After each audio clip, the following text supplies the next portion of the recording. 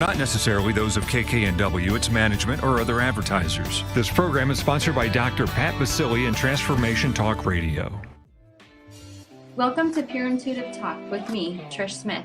I'm a multi-dimensional channeler sharing my gift to assist others to connect and work with their whole being, helping bring them into a beautiful way of high-frequency living. Immerse yourself in an hour of nourishment that feeds your spiritual journey and invites you to embrace your empowered soul. You'll feel armed with new understandings for how to shift from pain to love as we explore topics from shamanic sound healing to gut health. Are you ready to take accountability for the impact that we have on the world around us and learn new tools and techniques to feel whole again? Of course you are, and you're in the right place.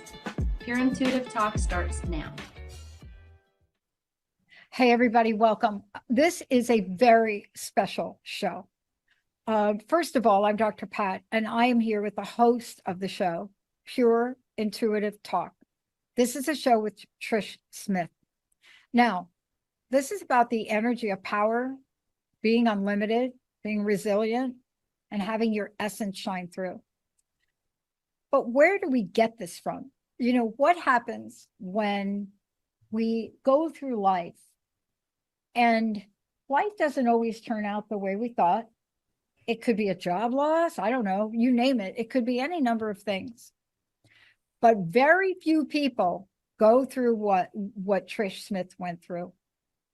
You're going to hear her story today, and you're going to hear how she managed to survive one of the most horrific, horrifying situations that a woman would ever be faced with. This show today, though, is for you to hear it in her words and to understand what got her from that point to be that person that's on a mission, holistic life coach. She specializes in supporting mothers of children with special needs, grief support. You know, she is a trained death doula. But that's not all. You see, you have to ask yourself, where does all that come from? Where does the idea of caring for the dying come from? And I will tell you this, you either had to be close to it yourself or have had an experience of it. Today, you're going to hear her story. Educated in early childhood education, she's worked with thousands of children all over the world, children with autism, cerebral, you name it, ADHD. But how did she get to become the coach you want to hire if you want to understand emotional freedom from post-traumatic stress disorder? And by the way, that energy of post-traumatic stress disorder, that isn't just from horrific events. That is happening to people coming out of COVID. But here she is prepared to help. When you hear her story and you hear what this was like for her over 20 years ago, waking up on an average day of her life, going to her job, saying goodbye to her husband, you'll understand why her life now and her passion and her purpose is committed to helping the rest of us understand the multi-layered impact of traumatic events. Today, I want to introduce you to this amazing woman. You know, whether it's watching her do yoga or going into her studio and having a coaching session with her, there's one thing to keep in mind. She is skilled, she is trained, and she has a story. Boy, does this feel like good times today. It's so great to have all of you tune us in and turn us on. I love it. This is a show that's going to invite all of you to open up your heart because it's about dreams coming true. There's a road we get to take as we craft out and we lay a course that's in service of so many others. Sometimes the universe, God, whatever you believe in, have you ever wondered why, but better than why, or how the universe knows how to line things up in a way that gets you ready for the most expansive part of who you're going to become? This is the time to change. In gratitude, leading with love opens up more expansive possibilities than you can imagine.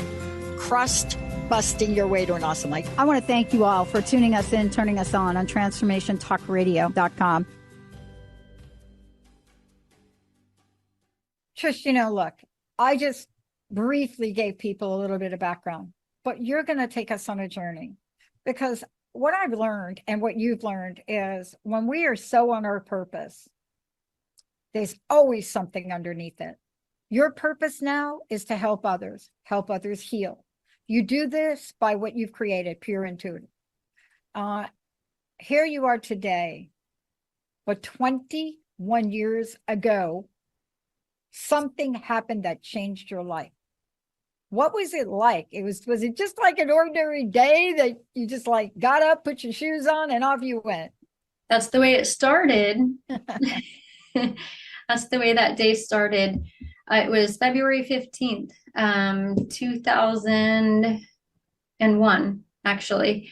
And like any other day, I got up. I'm not a morning person, so I'm sure I had a nice slow morning. I have a toddler at the time. He's 2.5 years old, the light of my life. And I had a housekeeping job that I had later. I would be doing that evening, but I did spend the day taking care of my toddler, cleaning the house, just as I normally would. I mean, everything felt great. It was just as good a day as any. And back then I was young and I had a lot of energy. I was 24 at the time. So I'm sure we played a lot that day and prepared myself for the rest of the evening. I had a housekeeping job that I started at 4 o'clock. So I waited for my husband to get off of work and I would give him my son and then I would go clean this person's house. So, not expecting anything to be different or any reason to have a phone with me that evening. My husband said, "Oh, if you just hold on, I'll give you my cell phone." I don't need a cell phone. I'm good. Bye. Did not want like, see ya. So I did. I drove down to the house that I cleaned that evening and went there, enjoyed cleaning. I still enjoy cleaning. And I spent probably 4 hours cleaning the house that evening. So I started at 4 o'clock in the afternoon. By the time I get off, it's 8, almost 8:30 maybe. It's dark out. I would use the homeowner's telephone, the home phone. I know people don't have those these days, but it was on the wall. It was on the wall. It was connected to the wall. And I called my husband. I said, "I'm all done. I'm on my way home." Same thing as I always did, And I then left the house, thinking nothing of it. House looked great. Turned around, took that one last look, like, damn, it looks good. I did a good job. Because when you enjoy cleaning, you like that instant gratification. So I remember looking and everything looked great. And I thought, job is done here. Went to leave the house. I went to exit the front door, walked out of it. I didn't even have time to turn around and lock it. Wow. When a man in a mask was running toward me from around the side of the house, and it was dark out. So by the time I realized he was coming at me, he must have been a very fast runner because he got to me very quickly. He had a knife in his hand. He had a mask on, and I fought for my life. That's scary. Now, this was where was this? California? This is in Temecula, California. Okay. Uh-huh. Yeah. Wow. Back up in the hills a little bit. Yeah, So yeah. we're not really in the city. We were kind of back up in the hills. Mhm. So it wasn't like I was surrounded by neighbors and in a neighborhood. But yeah, we were back up in the hills where nobody could hear you. But so he shows up with you, and I mean, he just had a bat out of hell, right? He's right there, and he's got a knife, and so there you are. The door is not locked, apparently. I mean, you didn't have time to lock it. What did he say to you? He didn't say anything. He'd come at me with a mask so quickly and with a knife so quickly. My brain went into shock. I didn't know it was happening. And my instincts kicked in and I just started fighting. I managed to knock the knife out of his hand. He must have been watching. He must have been there and waiting and watching for me to leave the house, for me to not even have time to turn around and lock the door with him coming at me. So he did come at me, and I started fighting with him. Obviously afraid for my life at this point, went into shock, did not know what was happening, just instincts take over. I managed to knock the knife out of his hand. And there was another man that lived on the property.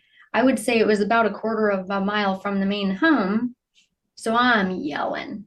I'm yelling and yelling this man's name at the Wow. top of my lungs, which then made the aggressor shove his fist into my mouth. And he's wearing those little black knit gloves. He'd shoved his fist into my mouth so hard that it ripped open the bottom of my mouth. To this day, I still have a scar in the bottom of my mouth, which is an interesting place to have a scar, in my opinion. But as he and I were fighting and he's shoving his fist into my mouth, he manages to push me inside of the home where we're still tangling. And then he threw me to the ground. And I just remember it was a terracotta tile flooring. It was hard. And I just remember the back of my head hitting the tile, and the last thought running through my mind was, wow, that hurt, as everything went black. So I'd blacked out. I can't imagine for too long, because the next thing that I remember, I was standing up, maybe 2 or 3 feet from where I'd been knocked out on the tile. So I would imagine the adrenaline running through me. I must have gotten back to my feet. However, I had not been conscious because I'd been knocked out on the tile. So, but the next thing I remember, he's standing behind me, and then he spoke. I don't recall what he said, but I would imagine it was, stop moving, quiet down. Were you still fighting him at that point? What happened to the knife? Did he still have the knife, or did that go somewhere? I had managed to knock the knife out of his hand in the doorway. Okay. Yeah, not before it cut my cheek, not too badly, but I did have a small cut on my cheek from the knife itself. But with him standing behind me and me recognizing his voice, like something inside me, I'm like, I gotta see this guy. Who is this? Yeah, I know this guy. So I reach behind me and I'm pulling his mask, and he's back there trying to keep it on. And I just grabbed it and I threw it across the room. Looking back, I imagine he would have probably been quite shocked. I don't think he expected that, because he kind of froze a little bit, just enough where I could get myself turned around. And then when I looked at him, I knew his face. And wow. Yeah, and he had been nice to me previously. He also worked for the homeowner. And so my brain, being in shock, I looked at him and said, I know you. You wouldn't hurt me. He looked me dead in the eye and said, yes, I would. What were you thinking? I mean, that had to be a moment where, okay, what are you thinking at the moment? The shock wore off in layers that evening. And that was one of those moments where part of the shock wore off. And then my brain trigger started working a little bit. And my brain had the thought of, yeah, he did. He just did. He just did hurt you. And like the reality kind of set in of what had just happened. Right. But what were you feeling? I mean, what were you feeling at that moment? I mean, here you are attacked by a guy in a door, and now you're in the house. Nobody's hearing you. No. And he just told you he's going to hurt you. Yeah. How afraid were you? I went from not having a single thought, only acting on instincts and fighting, to him saying, yes, I would. And all of the wind in my sails just left. And I then became afraid. Then the fear set in. And I realized the situation I was in. And then he says to me, as my fear is setting in, go to the bedroom. Those are the worst words I think a woman ever wants to hear from a male aggressor, any aggressor. Yeah. Wow. Yeah. So I went from the fear setting in to now terrified, Yeah. just terrified. The bedroom itself was maybe 15 feet away. It was down the hallway, turn right, enter into a bedroom. And it felt like an eternity walking down that hallway. And I just remember looking him in the face, looking him in the eye and saying, I'm a human being. You're a human being. What is it? What do you want? Just trying to figure out what he wanted. Because what I didn't want was him to rape me. Yeah.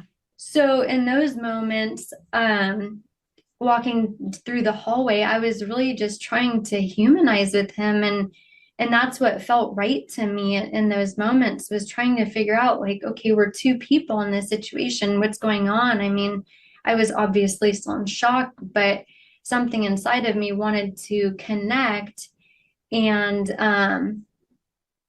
see if we could sort something out, because, in my mind, him raping me isn't going to work out. That's not going to be a good plan for me.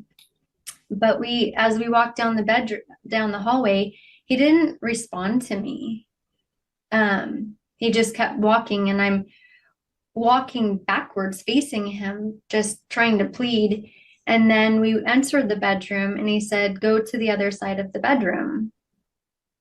So I did. I walked over there, at that point feeling hopeless and helpless.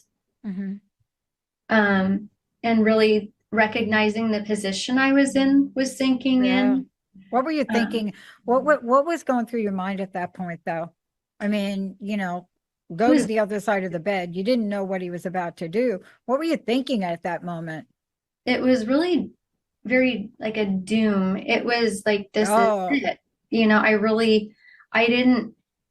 My mind didn't think, grab a chair and break the window and run away. It was all over somehow. In those moments, and things shifted throughout the evening. But in that moment, I did what he said. And I walked over to the other side of the bedroom, and I knelt down on the floor. Oh, okay. And to my surprise, I thought he would be heading toward me. He did not. He walked over to the opposite side of the bed. Well, let's hold that thought, because we're going to take a short break, because now it's got to seem more confusing than ever. Yeah. Right. I mean, are we going to have a ritual here? What's happening? He's still very focused, apparently. I mean, you saw him. He didn't run.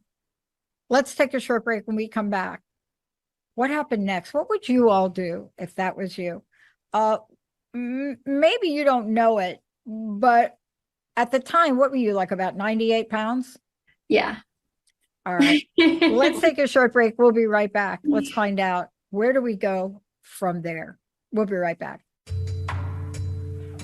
Are you passionate about impacting social change or working towards anti-racism as a society? Are you willing to deconstruct your innermost thoughts, ideas, and beliefs about racism? Then Inflection Point Podcast, Cultivating Change from the Inside Out, is the show for you. Join Anita Russell, Mavis Bauman, and Gail Hunter in open, honest, and deliberate conversations every first and third Wednesday at 3 p.m. Pacific, 6 p.m. Eastern, only on TransformationTalkRadio.com.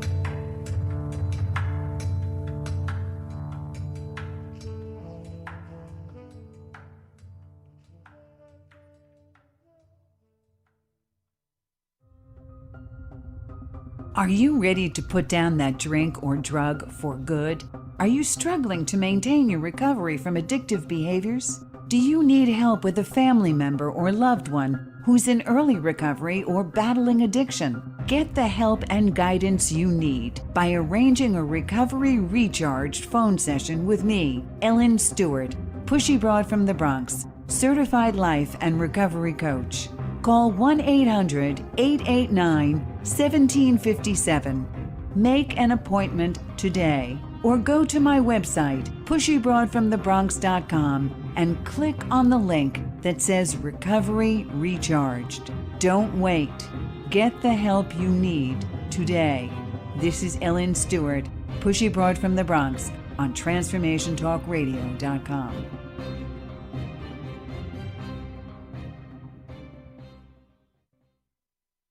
Welcome back, everyone. You're going to hear a lot more from Trish Smith.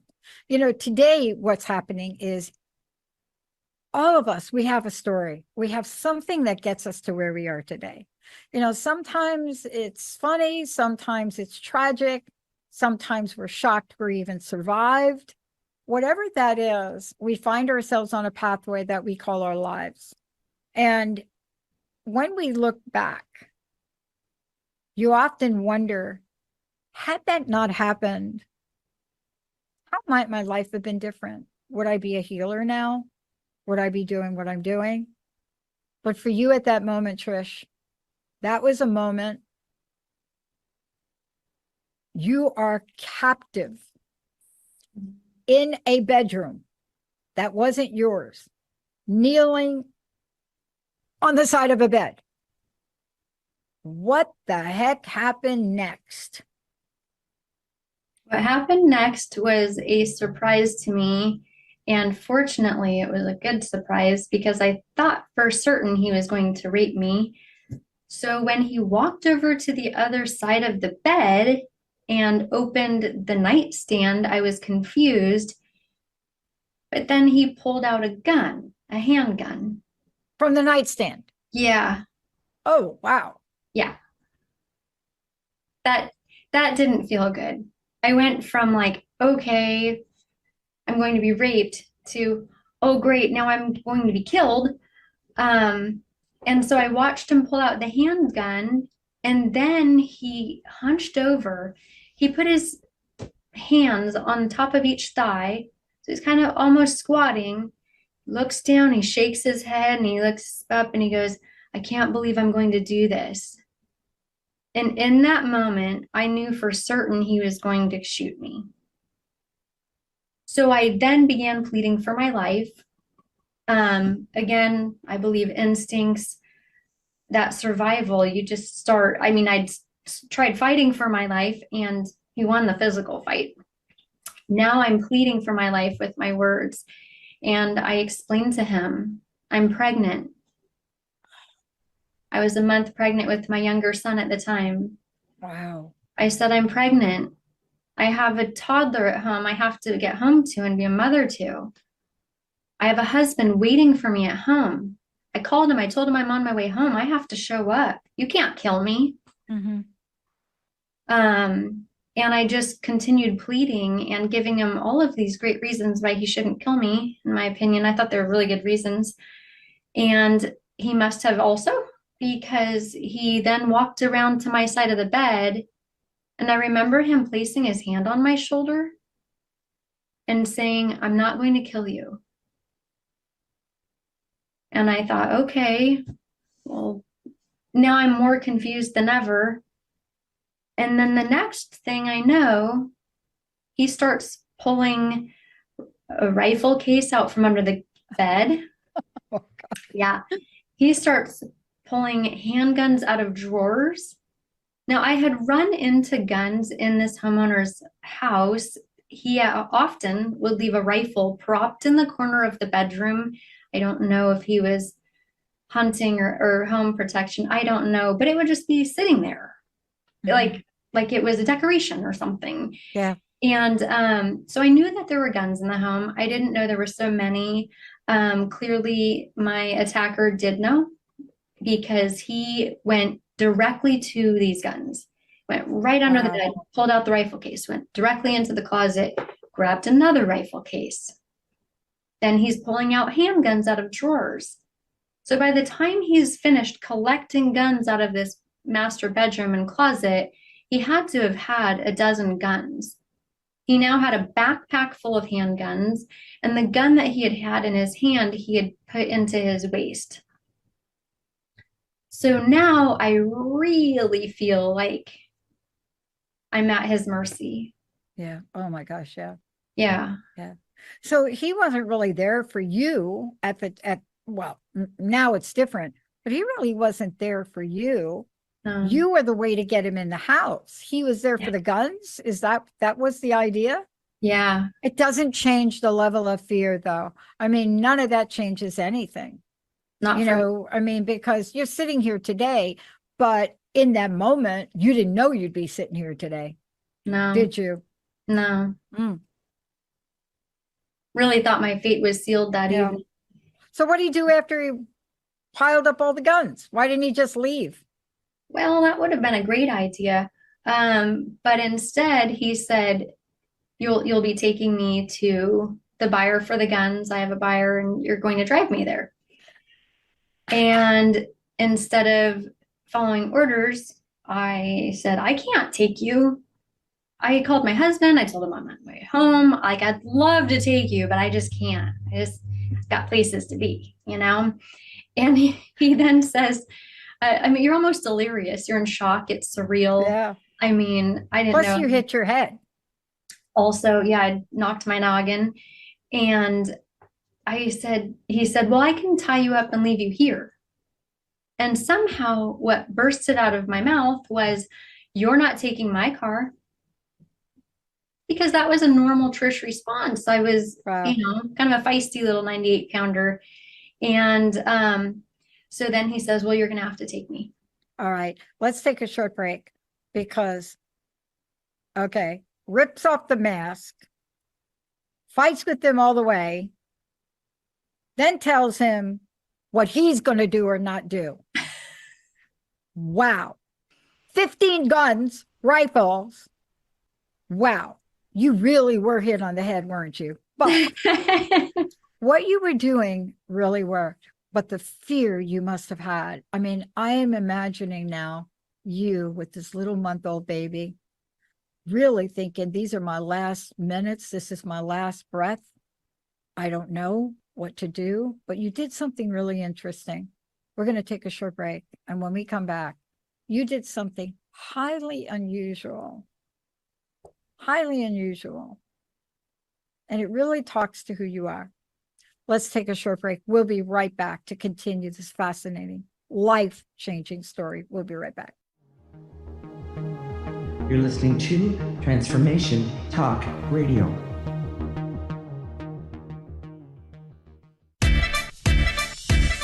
I am Chris Atkins, and I help women boss up, get fit, and become unstoppable. And I do this by helping them create healthy habits that support nutrition and exercise and mindset work and stress management and self-care. You get the idea. If that sounds something like you're interested in, you can find me everywhere. Just Google, Chris Atkins 365 Daily Hustle. It's a global health coaching company. So I'm coaching women all over the world. TransformationTalkRadio.com. Welcome back, everyone. Trish, before we continue, because during the break, I was just trying to get a sense of how terrified I would be right there. And what people are about to hear is going to explain a lot about who you are in the world today and what you're doing. Let's give folks your website. Let them know a little bit how they can contact you, work with you. You have a thriving coaching practice. Let's give out some information if we could. Yeah, sounds good. What's your website? You can find me at pureintuitiveguide.com. Great. Everything will be there. Okay. Guns out from under the bed, rifles, handguns. Somewhere he put a handgun somewhere. You're now like, no, you're not taking my car. Oh, and by the way, I'm not driving you. Okay. Somewhere you had to negotiate that. Now, obviously, you had to do one or the two of those. What happened next? Because you must have still been petrified. Yes. And at this point, I have now lost the physical fight, and I now lost the, taking my car fight. So clearly he's the one in control. He's got, a dozen or more guns, and somehow I keep forgetting the position I'm in. And so once I came to terms with, and the reality set in again, a little bit more shock wore off and the reality set in, oh yeah, he's got a lot of guns. I guess I am driving him. Um, he told me to exit the bedroom, and so I did. And it's interesting to me because the shock that I was in as I was leaving the home, the rug in the entrance to the house had been all ruffled from our tangle and our initial fight. And it was so surreal. And I was in such shock. I turned around, I fixed the rug, sorted the rug back out, made sure it was all straight, looked around again as as I normally would when I exit the home, and the thing looks good. Okay. I was in shock. It felt surreal. It was like I was in a dream, but it wasn't good. So we exited the home and he loaded the weapons into my vehicle.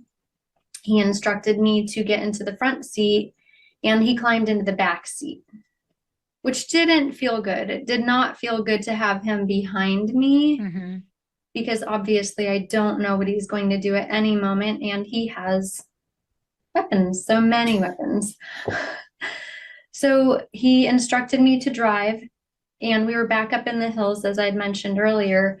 So I was driving down through the hills. Once we came to civilization, I remember looking at the gas station and thinking, oh my, I just want to pull over and call my husband. I just want to pull over and get out of the car. And I knew in the back of my mind, if I tried anything silly, I was going to get shot. I didn't really have the option in my mind at that time, and I didn't know how to handle that. So I continued driving. We got onto the freeway and he directed me where to go the entire drive. And as we drove, I remember specifically recording in my mind exactly where we were going. I'm somebody that's not good with directions. I can literally get lost in my own backyard. I've been lost many times out on the road before they had maps in your phone. And, but I logged, I paid attention to where I was going because I knew I would have to be able to get home. Yeah. Yeah. The car ride itself was a good hour and a half or more. And during that time, well, let me remind everybody, this is Southern California. Okay. This is a place when the people here in the Pacific Northwest talk about traffic. Yeah. I've never seen anything like Southern California. Yeah. So probably it was a half-hour ride that probably took you hours. It was not too bad. It was like maybe 8:30 or 9 o'clock in the evening by this time. Wow. Oh my gosh. So there were people on the road, plenty of people, but fortunately there was not a ton of traffic. I think being attacked and kidnapped was bad enough. I don't know if I could have managed traffic on top of it. Oh my goodness. Not that kind of traffic. Right. But for the next hour or so, I just spent the time convincing him, if you let me go, I'm sure the authorities won't, do anything. But if you kill me, I'm sure they'll try to find you. And I just really kept trying to befriend him. And apparently I'd been doing a pretty good job of befriending him because about an hour into our drive, he climbed up into the front seat from the back seat. That would have scared me right there. That little move right there. Yeah. Why he just like, what are you driving? And he climbs in the front seat. And he's still wearing his black gloves, but he didn't have the mask on. Yeah. So he climbed up into the front seat and he proceeded to tell me his story of why he was doing what he was doing. He explained to me that the homeowner owed him $12,000 and refused to pay him because he was an illegal immigrant. And the homeowner said, I don't have to pay you. So this man's plan was to steal the guns out of the house. He explained to me that he had a buyer for them and that he had a flight that night that left for Mexico. So his plan was to deliver the guns, hop the plane, and be long gone. Wow.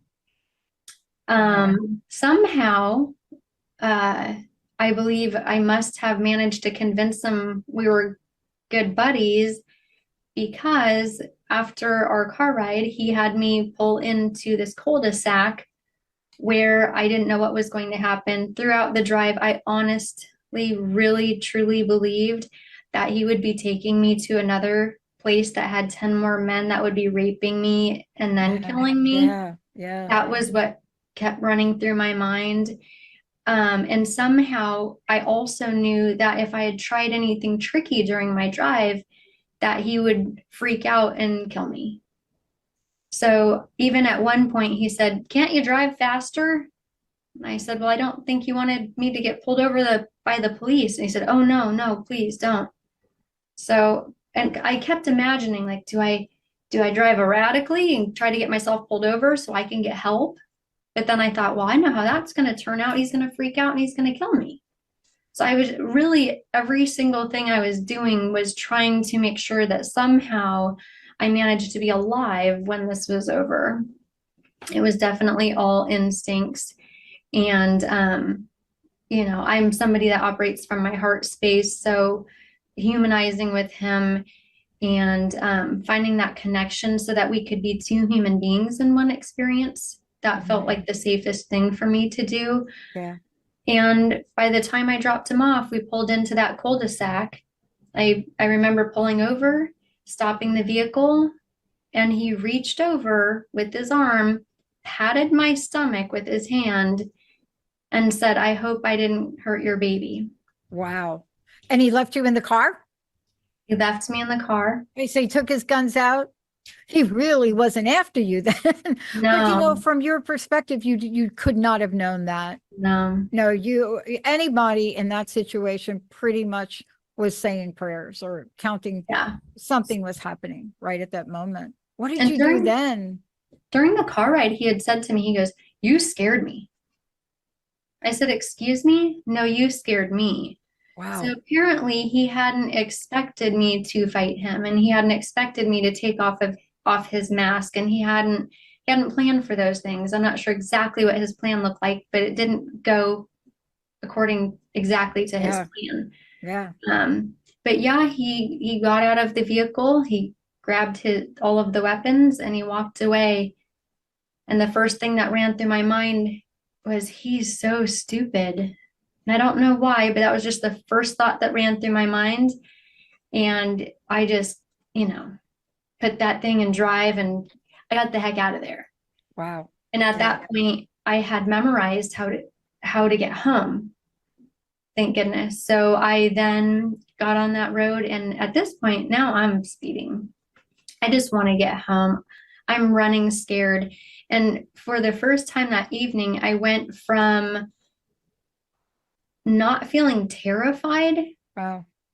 like just plotting, like, okay, what do I do? What do I do? Just trying to manage how to stay alive. Yeah, you had to feel relieved. Yeah. I mean, But I you know what I felt mean? But terrified. exhausted Yeah. and relieved, right? And I you was were running alive. scared. Yeah. Yeah. But I was running scared. Did you call your family or did you just beeline at home? I drove for probably a good hour, and I felt like he was chasing me. I felt like he was after me, that there were is others after post-traumatic. me. That's post-traumatic stress disorder right immediately right Yeah. there. Yeah. That feeling did not leave me for years. I pulled over. I was driving. I wanted just to go home. All I wanted to do is get home. Again, I thought he was after me, so I did not want to stop. However, I had let my husband know hours earlier that I was on my way home. So I knew my husband is now scared and trying to figure out where I am. So I pulled off on Knott Avenue in Orange County, and I got to that payphone. I called my husband, and I'll never forget. I can still hear him, of course, but I told him, he's like, "Where are you?" I said, "I'm off Knott Avenue. I'm in Orange County. I was attacked." "Are you alone?" "Yes, I'm alone." He let me go. "Where are you?" Can I, asking me all these questions. I said, "I am on my way home. I'm on my way home. I'll be home." And I remember, I can still hear him. He was asking all these questions, and I hung up the receiver because I had been looking around at the gas station, and I thought that everybody there knew him, and they were going to tell him where I was, and they were going to get me, and everybody was going to get me. Yeah. I mean, that is very common. Looking over your shoulder all the time. Yeah. It's And more doing it than since. just, yeah. I mean, and it's, you have to, because that's a memory that just doesn't go away. Yeah. But you were able to get home, right? Yes. How was your baby? My baby was okay. I had a very stressful pregnancy. Mhm. I did not know that I had PTSD, but I was a hot mess. Yeah. I was pregnant. So there was a lot of stress on my body Yeah. during my pregnancy. That's the insidious nature of PTSD, though, isn't it? That's why now you help other people, Yes. because you don't know how long it's going to take for that internal adrenaline to really change. That's why it's so difficult for people that come back from serving in the military. You know, they look great on the outside, and it takes Yeah. a bit. But in this case, you got home. I can imagine that had been the longest hour for your husband, Yeah. right? No cell phone. He can't get you, but then you show up at the door. So he had to also have a moment of relief when he saw you, right? Yeah, I would imagine. So I pulled into our driveway and he was standing outside on our driveway. Okay. Yeah, the front door was open. I recall seeing the light from inside the house, and I exited my vehicle, stepped out, and he immediately Oh, embraced me. And then I heard the phone ringing from inside my house. oh, right. It was the homeowner, because he'd gotten home and realized all of his guns were missing, and yeah. So Trish took him. Yeah, yeah. Well, what happened thereafter, right? I mean, for you, let's talk about that for a minute, because it's really key and instrumental to what you offer today and to what your message is. Because, when things like that happen to us, people around us, through no fault of their own, they are not educated. So did you have to file a police report? I mean, I can imagine everybody is berserk at that point. I did. As soon as I told my husband what happened, his immediate response was that he wanted to find the man and, have his way with him. I did have to make a statement. I ended up speaking with the homeowner, and during my car ride, I had promised the aggressor that I would not identify him. Another way I thought would be a great idea for me to live. Yeah, I won't tell. Promise I won't tell. And during the car ride of convincing him we were best friends, I had managed to convince myself as well during this surreal process. Yeah. And when I got home and my husband and the homeowner was calling, I was not prepared to tell him who it was. Oh. And my husband looked at me and he said, "Trish, he's not your friend." I said, "I can't tell him." I told him I wouldn't tell. And it was interesting because I could feel another layer of shock wear off. It was like, oh my gosh, more reality was setting in. And so I did. I identified him, and I had given a police report, did my statement, and they had a photograph of him. I was able to identify him because he also worked for the homeowner. Yeah. Yeah. But where was he? Where was the guy? Where was your aggressor? He had told me that he had an 11:30 or an 11:45 flight that evening from LAX to Mexico. Uh-huh. Okay. I can only assume and speculate that he made the flight and that he ended up in Mexico. Okay. I don't know. I never talked to him again, but yeah. Did you even remember that fact at the time to give the police? But so much time must have passed between the time you dropped the guy off. I mean, he had to be long gone. Yeah, Right. I would assume he was long gone. If he got on that flight, he was gone. And then you have to pull your life together. Oh. And you have to pull your life together, especially those days that are right after the event. The last thing that anybody wants to do is answer everybody's questions, but everybody's got questions. For years, they have questions. Yes. But what was your reaction? What did you do? How did you go from there to where you are today? What was that journey like? It was difficult. I immediately, like you're explaining, my family's reaction was, "Oh my gosh, we're so glad you're alive." All of my friends and, extended family wanted me to tell the story. So that was fun telling that story and over again back then. And I didn't know I had PTSD. I had been through a lot of things in my life prior as a teenager. Honestly, thought, it's one more thing. I didn't know I'd ended up with PTSD from it. I had become terrified of my own shadow. I had one other house that I still cleaned. I'd cleaned the two houses. I was a stay-at-home mom, and I had these two houses that I cleaned for extra spending money or gas money, whatever was needed. Yeah. And the other woman that I cleaned for it is just the most lovely human. She's one of my best friends to this day. And I'm a little teary-eyed thinking about her. She's very special to me. But she stayed home. I continued cleaning her home. The homeowner that I had cleaned prior to the event asked me to stay, and I said, I cannot. I can't even get off your freeway exit. I'm having panic attacks. But I continued cleaning her house. She stayed home with me. And so I had support from some, lack of understanding from others. And so that was tricky to navigate. We didn't understand PTSD. We didn't know I had PTSD. By the time I went and sought professional help, it was 2 years later.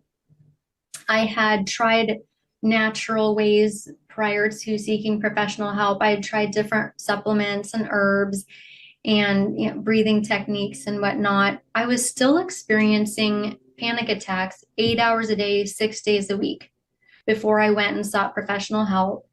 And I managed to land with a psychologist who was supporting what I wanted.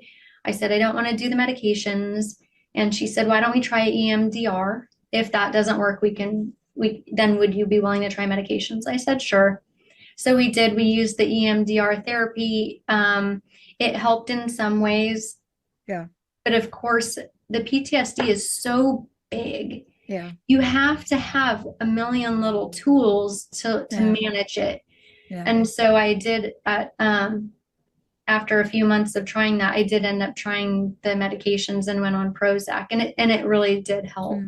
So I used that for about 15 months before I went off, and then spent the next 20 years finding all kinds of holistic ways of healing. And since then, I have learned emotional freedom technique, and I have used shamanic sound healings.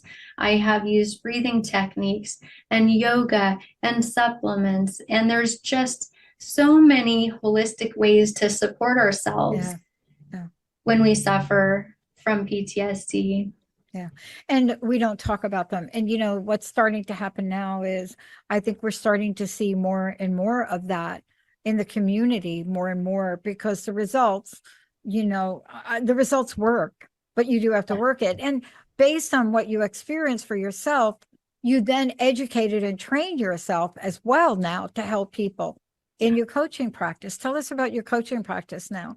I mean, we're going to do a lot more talking, but this is one of those stories where you go through something like this, and then you become the one to reach out to help people who actually don't know what they're going through, right?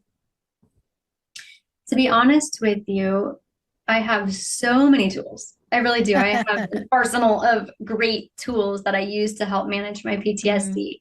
One of my favorites is gratitude. And one of a mentor that I had, one of my closest friends, is her mother. She's passed on now. And she asked me to sit down and find gratitude for the perceived good and the perceived bad in my life. So I was able to sit down with being attacked and kidnapped long enough to have the answers come to me. And that was that there was a few answers, but one of them is that I had gained compassion.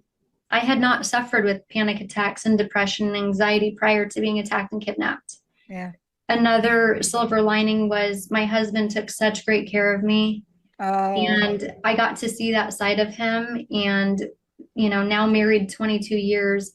And, but really, it gave me the opportunity to have the inside look at depression and anxiety and panic attacks. And I know it sounds a little twisted, but I honestly wouldn't trade it, because I'm fortunate and I'm grateful that I'm in the position that I can help other people. Yeah.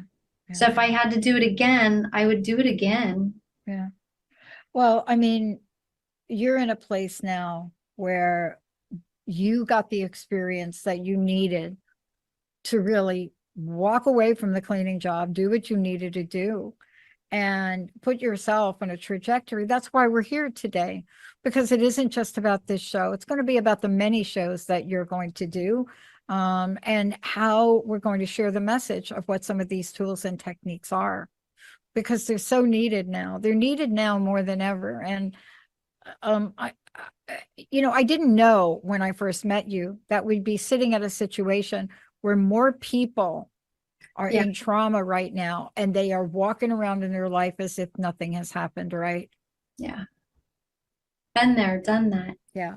And it doesn't have to be the kind of what you went through is extraordinary. It's extraordinary. But the fact that you shared what you did, your kindness to this person throughout that whole thing, probably saved your life. What happened to him? As far as I know, it was 3 years later after the event, I was contacted by the attorney, not the homeowner, and they were asking me questions, all these questions, and I'm being cooperative. And then I finally realized, like, why are they asking me these questions? They never even caught the guy. So I said, I don't know why you're asking me all these questions. They haven't caught him. And he says, well, they must have had him, in custody, because they have me calling you. I said, Wow. okay. Wow. And from what, the only things I know, really, I gave him my statement again. I never ended up having to go to trial, fortunately. I don't know how that all worked out. However, the attorney let me know, when all was said and done, that he had been given 10 years in prison. So, and I know that some of those charges were, obviously breaking and entering, and then he'd stolen the weapons, and with kidnapping me. And so, he had been sentenced to 10 years in prison. Yeah. Yeah. I mean, the good news on both of your parts is he didn't do something more destructive. Yes. It's so interesting, to see how one act of greed by not paying this man turns into something like that. There is something called the butterfly effect, and every day of our life we're experiencing it. Thank you so much for sharing this. We're going to have many more conversations. Please let folks know how they can work with you, how they can find out more about you, and also what's your personal message? What would you like to leave us with today?